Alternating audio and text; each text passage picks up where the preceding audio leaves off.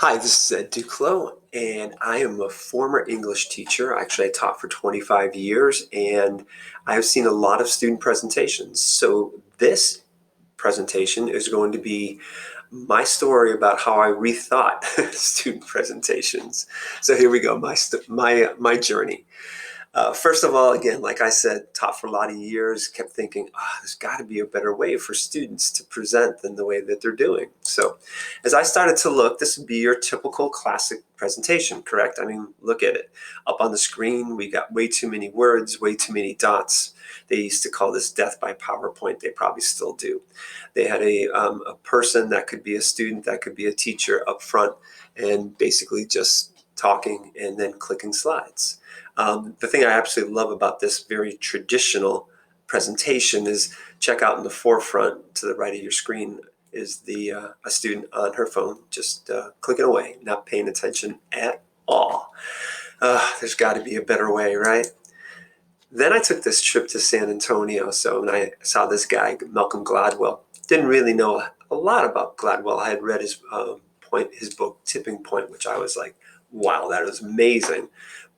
And then when he was the keynote at this tech conference down in San Antonio, I was very excited to go see what he was talking about. And he spoke for 30 minutes, and I was mesmerized. It went by so fast, and it was just amazing. And I started thinking, presentations, maybe they're a little different. Now hold it in the back. If you take a look in the back of the screen, there's way too many words and dates and facts and everything along those lines. But there is a point to it. He's not asking you to read it. He's trying to show you how many people he's talking about. And then he switched to this slide. Well, this slide goes ahead and starts to show you something about that. He says, if you aspire to playing in the NHL, then when you are born, not the year, but the month that you're born in, makes all the difference. I was like, what are you talking about? And the minute he was done speaking, I went out and I bought the book Outliers, and it was just a fascinating thing. But he actually charts that if you are born in those first 3 months, that you have a much greater percentage chance of getting into the NHL if you're actually born in the first half of the year as versus the second half of the year. Anyway, I don't want to go into that, which is more the presentation. He was absolutely amazing. And of course, when you think about it, there are some really good presenters out there. We solved it with a bitmap screen that can display anything we want. Put any user interface up. And a pointing device.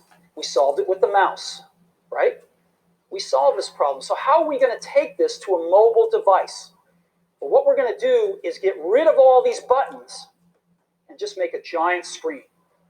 A giant screen. Now, and listen to the reaction in the background. It's like, oh my God, look at that thing. And of course, this is back in January 9th, 2007. Yes, and it is the very first iPhone. And all of a sudden, we were used to typing on these little keyboards, and Steve and his crew at Apple just rethought the world. But the thing that was amazing, he did that presentation with a screen that occasionally showed an object, and that was about it. And then he talked it through. Basically, he was the salesperson.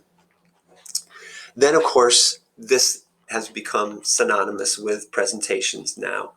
We have TED Talks, we have TEDx, we have TED just about everything. And actually, TED Talks came out in 1984. But for me, in 2006, this gentleman right here, Sir Ken Robinson, he did a TED Talk. Back in those days, it used to be just under 17 minutes. And his title was, Do Schools Kill Creativity? And me being an English teacher in a high school said, do schools kill creativity? And I watched this and listened to him for 17 minutes, and I said, yep, they do.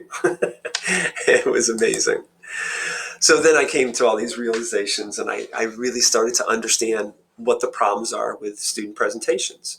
First of all, I used to look at it, and I'm so guilty of this, and I would be blaming my students. It's like, why can't you just get it right? Why can't you be a better presenter? But then I realized I wasn't really doing a heck of a lot to show them how to be a better presenter. Because lots of times there's a real unfortunate thing here. You really have to stop, and students don't use your teachers as models for presentations. The reason why is because they're trying to get a lot of information at times. They're just trying to get you information. Lots of times it's their notes and they want you to write that down. That's not a presentation. A presentation goes back to Steve Jobs. It goes back to Ken Robinson. It goes back to people that tell a story. And that's really what it's all about. In your presentation, when you're ready to present, tell a story. Or look at it a little differently. If you want, tell the great sales pitch. Sales pitches aren't long. They don't take a lot of time. So if you go ahead and you put TED Talks together with YouTube, the shorter the better, and then sales pitches, then you have the best in all worlds, and you'll have a classic, a positive, and incredibly effective student presentation. Thank you.